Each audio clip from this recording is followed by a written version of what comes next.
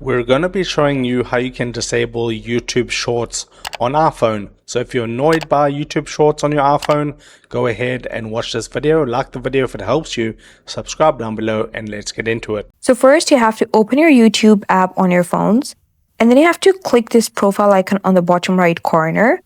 Once you do so, you have to click this settings gear on the top right corner, and it's going to bring you to this page. On this page, you'll see this option that says time management under the account section.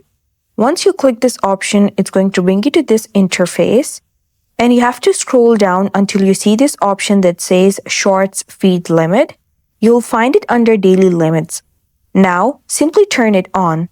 Once you turn it on, you'll see this pop-up over here. On this pop-up, you have to choose Shorts Feed Limit, that is 0 minutes.